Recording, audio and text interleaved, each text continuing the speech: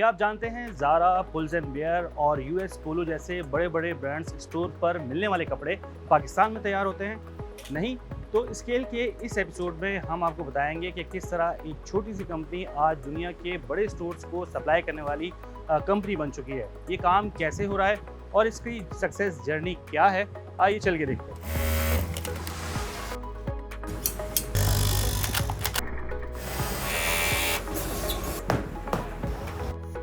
ये 98 के करीब की बात है।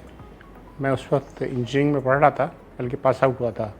इलेक्ट्रॉनिक्स इंजीनियरिंग मैंने की थी Dawood college of engineering technology से। तो एक घर में कारखाना नुमा छोटी सी फैक्ट्री थी और उसमें जो है कहते हैं हम खुद ही जो कहते हैं चौकीदार भी होते थे, खुद ही जो कहते हैं बाज़ दफ़ा वर्कर भी होते थे। काम तो टेक्निकल तो नहीं आता था, मगर उसके लिए तो सिलाई वाले वर्कर होते थे।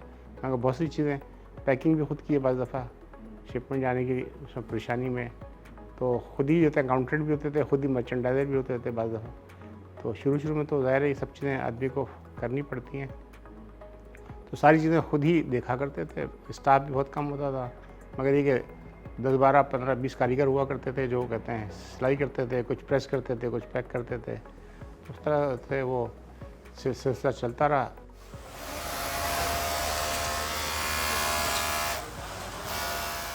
असल में पहले तो हम बिल्कुल बेसिक टी शर्ट बनाते थे जो बहुत ही ख़राब क्वालिटी की होती थी, पाकिस्तान से वही जाया करती थी।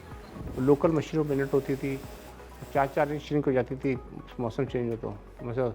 फिर उसके बाद वो इम्पोर्टेड मशीन्स आ गई, उस पर फैब्रिक बनने लगे, तो कस्टमर्स ने वो कपड़े पसंद किए। फिर कुछ कस्टमर थे जो पाकिस्तान आया करते थे उस ज़माने में, क्योंकि हालात अच्छे थे, तो इम्पोर्टर्स पाकिस्तान होते थे, बड़े बड़े इम्पोर्टर्स। और तो यहाँ एक रैक क्रिएशन के नाम से कंपनी थी चाइनीज़, हांगकॉन्ग बेस्ड, उनका ऑफिस था। तो उनके थ्रू हमने अप्रोच किया तो उन्होंने हमें बिज़नेस दिलवाया उन कस्टमर से। तो वो बड़ा बिज़नेस था। पहले तो कंटेनर, मतलब एक कंटेनर गुड्स भेजना हमारे लिए ख्वाब होता था। तो पहला कंटेनर वैसे एक ऑर्डर मिला जिसमें पूरी कंटेनर गुड्स भेज सकते थे, तो हमें बड़ी हैरत हुई कि हम कंटेनर भी भेज सकते हैं। तो वो बस वो फिर वहाँ से ये हुआ कि 1-2 कस्टमर ऐसे थे जो जिनका यानी कॉन्फिडेंस था कि हम काम कर सकते हैं। हालांकि उन्होंने कभी फैक्ट्री विज़िट नहीं की थी। वो आते थे, होटल्स में मिलते थे या रैक क्रिएशन का ऑफिस था उसमें मिला करते थे। चाइनीज़ बाइंग एजेंट होते थे, वो उनके साथ मिला करते थे। कभी फैक्ट्री नहीं आई, अगर आते तो शायद बिज़नेस भी ना देते। अच्छा, ये भी जानना चाहेंगे कि इस वक्त आप कौन से ममालिक को जो है वो अपने प्रोडक्ट्स एक्सपोर्ट कर रहे हैं और कौन से ऐसे बड़े बड़े ब्रांड्स हैं जिनके साथ आप इस वक्त कोलैब कर रहे हैं? हम जो ना मिडिल टियर ब्रांड जैसे यूएस पोलो एसोसिएशन के लिए काम करते हैं, हम जो है ज़ारा के लिए काम करते हैं, हम पुल एंड बे के लिए काम करते हैं, अलकोर्ते इंग्लिश हैं उनके लिए काम करते हैं, बेस्ट प्रो एक यूएसए का ब्रांड है उसके लिए काम करते हैं, ये नोन ब्रांड है, फुट लॉकर है उनके लिए काम करते हैं। तो इस टाइप के ब्रांड्स हैं और इसके अलावा भी और भी बहुत सारे ब्रांड हैं उनके लिए हम काम करते हैं। पहली एक्सपोर्ट हमने अमेरिका को की थी, वहीं से हमारा बिज़नेस शुरू हुआ था। और अभी भी हज़ार अमेरिका एक बड़ी मार्केट है, वहाँ हमारा अच्छा शेयर है। हमारी एक्सपोर्ट का टोटल 40-45% अमेरिका को शेयर होता है। फिर स्पेन है, जर्मनी है, हॉलैंड है, यूके है, फ्रांस है। इन सब जगह जहाँ जहाँ ये गारमेंट की ज़्यादा डिमांड है या बल्क कंजम्पशन है, वहाँ हम एक्सपोर्ट करते हैं। ये जो बिज़नेस है ना एक्सपोर्ट का, ये है कॉन्ट्रैक्ट मैन्युफैक्चरिंग। हम कॉन्ट्रैक्ट पे उनकी प्रोडक्ट बनाते हैं, ठीक है, उनके टेक पैक के उनकी प्रोडक्ट बनाते हैं उनके लेबल से, ठीक है। ये बिज़नेस जो है ये हम उनके डिज़ाइन पे उन चीज़ें बना रहे होते हैं।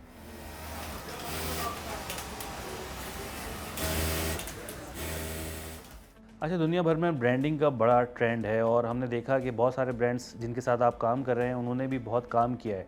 पाकिस्तान इस हवाले से काम क्यों नहीं कर पा रहा? आप लोग अपने ब्रांड्स क्यों नहीं बना रहे ताकि बेहतर रेट पर अपनी प्रोडक्ट को सेल कर सकें? पाकिस्तान की ब्रांडिंग जो ना वहाँ पर इसलिए नहीं चल सकती कि वहाँ पर जो ब्रांड्स हैं वो 100-100 साल 70-70 साल पुराने ब्रांड हैं, ठीक है। आप कर सकते हैं, लोग कर रहे हैं, अमेज़न पे करते हैं छोटे मोटे ब्रांड, मगर वो जो उस मुकाबले अगर लोग समझते हैं कि भाई हम अपना ब्रांड क्यों नहीं बना सकते, उसके पीछे 100 साल की रिसर्च है, 100 साल की मेहनत है, 70 साल की मेहनत है, 50 साल की मेहनत है, 25 साल की मेहनत है, ठीक है। और उसके पीछे इंफ्रास्ट्रक्चर है। फिर वहाँ पर प्रोडक्ट डिज़ाइन करते हैं, वहाँ का फैशन समझते हैं। अगला अभी जो प्रोडक्ट हम बना रहे हैं वो 26 में जाके लोग पहनेंगे, यानी तो 24 में बायर ने ऑर्डर दिया है, ठीक है।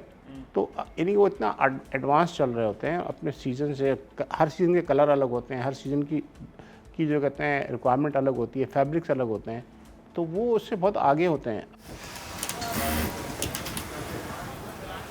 परमानेंट एम्प्लॉय तो हमारी उस ज़माने में 2-3 होते थे, 4 होते थे, फिर 5 हुए होंगे जब हमने काम शुरू किया था, और बाकी कॉन्ट्रैक्ट पे होते थे जो पीस रेट पे काम करते हैं।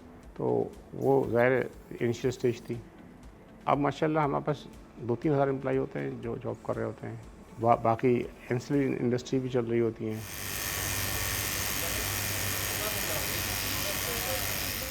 आहिस्ता आहिस्ता आगे बढ़ते रहे। फिर यहाँ पर हमने पहला एक फ्लोर आधा लिया। हमने कहा पता नहीं पूरे का किराया भी अफोर्ड कर सकेंगे नहीं कर सकेंगे। तो मेरे अब्बा बड़े एम्बिशियस थे, वो ऐसे हिम्मत वाले शख्स थे। उन्होंने कहा पूरा ले लो। मैंने कहा नहीं, पहले ज़रा चल लेते हैं फिर लेंगे। फिर हमने फिर इत्तफाक से वो आधा जो हमारे बैक साइड पे था वो खाली हुआ, वो भी ले लिया हमने। फिर वो और डिमांड बढ़ती गई तो ऊपर भी ले लिया, फिर से ऊपर एक और ले लिया। तो इस तरह ये तकरीबन पूरी फैक्ट्री आहिस्ता आहिस्ता हमने ले ली। उसके बाद फिर जो है कहते हैं फिर और ज़रूरत पड़ी तो फिर हमने एक अपनी फैक्ट्री ख़रीदी, उसको बिल्ड किया। तो अब वो फिर तीसरी फैक्ट्री बनाई। आहिस्ता आहिस्ता जैसे डिमांड बढ़ती रही, कस्टमर्स भी हमारे अलग से हो गए। 20-20, 25-25 साल पुराने कस्टमर थे, उन्हीं से बिज़नेस ग्रोथ होती रही। अगर आपको ये वीडियो पसंद आ रही है तो अभी सब्सक्राइब करें। तो ये कि हमने नीयत ये की थी कि बैंक से लोन नहीं लेंगे। जब भी काम शुरू किया था, काम छोड़ा तब भी नीयत ये की थी कि इंटरेस्ट फ्री काम करेंगे। तो कोशिश ये करते रहे। इसमें तकलीफ़ें तो बहुत होती हैं। वजह ये होती है कि ज़ाहिर है कि एक पेमेंट साइकिल है, आपको लोगों को टाइम पे पेमेंट भी देनी है। मगर ये होता है कि मार्केट में आपको ट्रस्ट डेवलप हो जाए तो लोगों को ये पता है कि आपका पैसा सेफ़ है। आप उसको जो कहते हैं मिसयूज़ नहीं करते। मिसाल के तौर पे किसी का पैसा है और आप मिसयूज़ करके गाड़ियाँ ख़रीद लें और उसको तंग करते रहें 6-6 महीने, 8-8 महीने, तो जो है लोग तंग होते हैं। तो हमने ये काम नहीं किया। तो गारमेंट का वेट होता है फैब्रिक का, जीएसएम।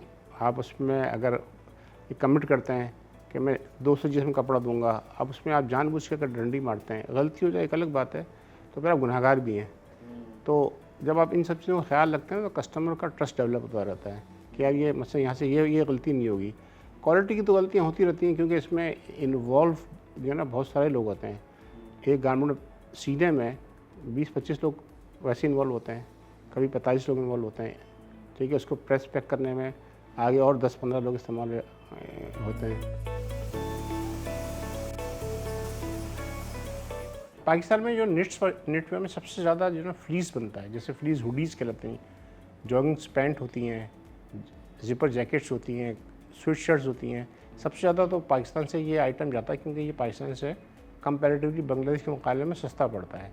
ये हमारे कंपैरेटिव कंट्रीज़ के मुकाबले में सस्ता पड़ता है। फिर पोलो शर्ट्स है, टी शर्ट्स हैं, फिर एम्बेलिशमेंट होती है, प्रिंट्स हैं, उनके ऊपर एम्ब्रॉयडरीज़ हैं मुख्तलिफ़ किस्म की इन गारमेंट्स पे। तो ट्राउज़र्स हैं, निट्स के ट्राउज़र्स जाते हैं। तो बहुत सारी इस तरह की प्रोडक्ट, हैंडलीज होती हैं जैसे हम हैंडली कहते हैं, वो है इसके अलावा बहुत सारे इस तरह के प्रोडक्ट होते हैं।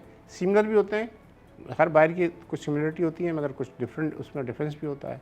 तो फिर जो कहते हैं उस तरह की प्रोडक्ट जो है जो नेटवर्क से ताल्लुक़ रखती हैं, ज़्यादातर प्रोडक्ट जो है वो हम बनाते हैं। एक इंडस्ट्रियल एरिया में 1000 गज़ का प्लॉट 12-13 करोड़ रुपए का है, ठीक है। और उस 1000 गज़ में इंडस्ट्री नहीं लगती गारमेंट की, तो कैसे जो लोग काम करेंगे। तो गवर्नमेंट का काम है कि ऐसा इंफ्रास्ट्रक्चर प्रोवाइड करे कि नए लोग काम कर सकें, उनके लिए ऐसी जगहें हों, उनके लिए गाइडेंस हो, उनको कंप्लाइंट सेंटर्स हों जहाँ वो अपना काम कर सकें। चाइना क्यों तरक्की करता है, वहाँ एसएमईज तरक्की करते हैं। एक एक गाँव में हर पूरा गाँव एक जैसी प्रोडक्ट बना रहा होता है, ठीक है।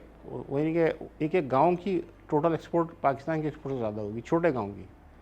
वजह क्या है, उन्होंने इंफ्रास्ट्रक्चर प्रोवाइड किया, उनको ऐसा इंफ्रास्ट्रक्चर प्रोवाइड किया है कि जिससे उनकी कॉस्ट ऑफ डूइंग बिजनेस सस्ती हो गई है। कस्टमर तो ये देखता है कि आपके पास कौन सी चीज़ सस्ती पड़ रही है, वो आपको भेजता है, आप उसको बनाना कॉस्ट निकालते हैं कि भाई बना सकते हैं। तो फिर वो आहिस्ता आहिस्ता मुख्तलिफ, जैसे हम तो नेटवेयर में पाकिस्तान में तो और भी टेक्सटाइल में तो या अपैरल एक्सपोर्ट में बहुत सारी, जैसे डेनिम बहुत पाकिस्तान की पॉपुलर है, होम टेक्सटाइल, ठीक है, जिसमें बेडशीट्स वगैरह आती हैं, टावल्स, ये सब इंडस्ट्री जो है कहते हैं ग्रो आहिस्ता आहिस्ता ग्रो होती रही। तो उसकी डिमांड आती रही, लोग लर्न करते रहे, इंटरनेशनल मार्केट से लर्न करते रहे, नई टेक्नोलॉजी आती रही तो लोग सीखते रहे। और फिर इसके अलावा बायर के जो एक क्वालिटी पैरामीटर्स होते हैं वो हर एक को अडॉप्ट करना पड़ता है। बायर एक इंक्वायरी भेजता है, वो 5 मुल्कों में एक साथ भेज देता है। 5 मुल्कों में, हर मुल्क में 5 फैक्ट्रियों 10 फैक्ट्रियों में भेज देता है एक ईमेल के थ्रू, ठीक है, कि भाई ये मुझे चाहिए। अब आप 50 फैक्ट्रियों में कंपटीशन है, तो अब 20 में से जो सस्ते होंगे उन्हीं पे जाएगा ना। जो कंट्री सस्ता होगा वो बायर उन्हीं से लेगा। तो ये जो कहते हैं, तो असल बात ये है कॉस्ट का, cost of doing business Pakistan में हाई है। पाकिस्तान में जो ऑर्डर्स आते हैं वो ज़्यादातर देखिए यानी नेटवेयर सेक्टर में वो फॉल सीज़न के ज़्यादा है, जिसमें फ्लीस बनता है, क्योंकि फ्लीस पाकिस्तान में अभी भी कंपैरेटिवली दूसरी जगह से सस्ता पड़ता है। तो पाकिस्तान में उसके ऑर्डर ज़्यादा आते हैं जो फॉल कहलाता है। फॉल के जो स्प्रिंग के ऑर्डर होते हैं वो पाकिस्तान में कम आते हैं, क्योंकि वो लाइट वेट फैब्रिक्स होते हैं। उसमें बांग्लादेश बहुत सस्ता है। नहीं, ओवरऑल सेक्टर तो $5 बिलियन का सेक्टर है हमारा, तो उसमें ज़ाहिर है $30-40 मिलियन का एक्सपोर्ट होगी, तो कुछ बहुत बड़ा शेयर नहीं है। बहरहाल एक मीडियम साइज एक्सपोर्ट आप कह सकते हैं। देखिए पोटेंशियल तो पूरे पाकिस्तान के लिए है, ठीक है। हर आदमी मतलब कंपनी टारगेट रखती है कि हर साल कितने % ग्रोथ करनी है, ठीक है। कुछ तो उस टारगेट को मीट करना होता है। आप कभी इस साल हमने 31% ग्रोथ की है, तो ये हमारे लिए काफ़ी बड़ा अच्छा तो पोटेंशियल है।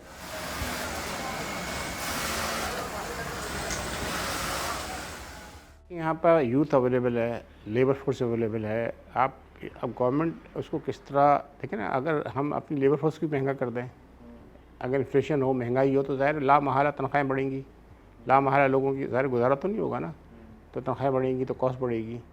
तो असल तो चीज़ है पूरे मुल्क को सस्ता करना, यानी इन्फ्लेशन को कंट्रोल करना, ठीक है। ये गवर्नमेंट फिर चीज़ों को सस्ता करना, ताकि तौर पर नई इंडस्ट्रियल स्कीम्स ला के ज़मीनों को सस्ता करना, इसमें ट्रेडिंग को रोकना ताकि सिर्फ इंडस्ट्री लगे। अच्छा, ये भी जानना चाहेंगे कि बिज़नेस के साथ साथ आप पॉलिटिक्स में भी इन्वॉल्व रहे, इलेक्शंस भी लड़े, तो ऐसी क्या वजह है कि बिज़नेस कम्युनिटी को हम देखते हैं कि वो इलेक्शंस में या फिर पॉलिटिक्स में भी काफ़ी इंटरेस्ट लेता है? जमात इस्लामी से के का कैंडिडेट पिछले इलेक्शन में मुझे नामजद किया गया था। उसका रीज़न ये है कि मेरा इस्लामी जनता से ताल्लुक़ रहा एक ज़माने में, और अभी आजकल मैं जमात इस्लामी के इंडस्ट्रियलाइजेशन कमेटी का कन्वीनियर हूँ। तो जमात ने ये समझा कि मैं कहते हैं उनका कैंडिडेट नामज़द हो सकता हूँ, और उन्होंने मुझे कैंडिडेट नामज़द कर दिया। मेरी तो ख्वाहिश नहीं थी, और जमात इस्लामी में कोई अपनी ख्वाहिश से कैंडिडेट बनता भी नहीं है, तो उन्होंने मुझे नामज़द कर दिया था। वो क्या NA 248 से।